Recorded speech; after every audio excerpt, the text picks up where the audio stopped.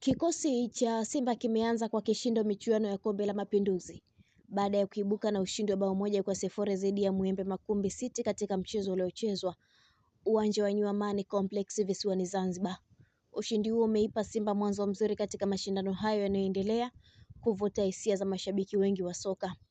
Bao pekee la ushindi kwa Simba lilifungwa na Mohamed Bajabir dakika 21 ya mchezo, akitumia vyema nafasi iliyotengenezwa na safu ya ushambuliaji ya wekundu wa Msimbazi. Bao hilo lilikuja baada ya Simba kuonyesha utulivu na umakini mkubwa katika umiliki wa mpira. Mchezo huo ulikuwa wa kwanza kwa Simba katika michuano ya Kombe la Mapinduzi ambayo yalianza rasmi Desemba 28, 2025. Licha ya kuwa mchezo wa mwanzo, Simba ilionekana kuingia uwanjani ikiwa na malengo ya wazi ya kuanza kwa ushindi. Katika kipindi cha kwanza timu zote zilionyesha ushindani mkubwa, huku Mwembe Makumbi City ikijaribu kujibu mapigo kwa mashambulizi ya kushtukiza. Hata hivyo, safu ya ulinzi ya Simba ilionekana imara na kuzuia hatari nyingi zilizotengenezwa na wapinzani wao. Dakika 45 za kipindi cha kwanza zilimalizika Simba ikiwa mbele kwa bao moja kwa sifuri.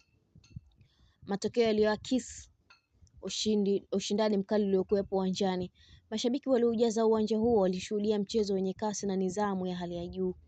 Kipindi cha pili kilishuhudia Simba ikiendelea kutawala umiliki wa mpira huku ikitafuta bao la kuongeza ili kujihakikishia ushindi wa mapema. Mwembe Makumbi City nao hawakukata tamaa, wakiongeza nguvu katika safu ya ushambuliaji lakini bila mafanikio. Kwa ushindi huo, Simba imejiweka katika nafasi nzuri kuelekea michezo inayofuata ya Kombe la Mapinduzi, huku benchi la ufundi likipata faraja ya kuona kikosi chake kikianza vyema mashindano hayo ya muhimu. Kwa upande wa Bajabiri, wakati mashabiki wa Simba wakizidi kufurahishwa na mchango wa mshambuliaji wao Mohamed Bajabiri, nyota huyo ameweka wazi kuwa bado hajafikia kiwango chake cha juu cha ufiti. Amesema kuwa kile anachokionyesha uwanjani ni sehemu ya safari ya kurejea kwenye ubora wake kamili. Mohamed Bajabiri amesema licha ya kufanikiwa kuipatia Simba mabao mawili muhimu, moja katika mchezo wa Ligi Kuu Tanzania Bara na lingine kwenye michuano ya Kombe la Mapinduzi, mechi hizo zimekuwa sehemu ya mchakato wake wa kurejesha makali baada ya kipindi kirefu cha majeraha. Mshambuliaji huyo alijiunga na Simba Sport katika dirisha dogo la usajili akitokea nchini Kenya. Bado hajarejea kikamilifu baada ya majeraha yaliyomweka nje ya uwanja kwa muda mrefu. Hata hivyo, baada ya kupona ameanza kupewa nafasi ya kucheza, akianza dhidi ya Mbeya City na kufunga bao lake la kwanza tangu atue ndani ya kikosi cha wekundu wa Msimbazi.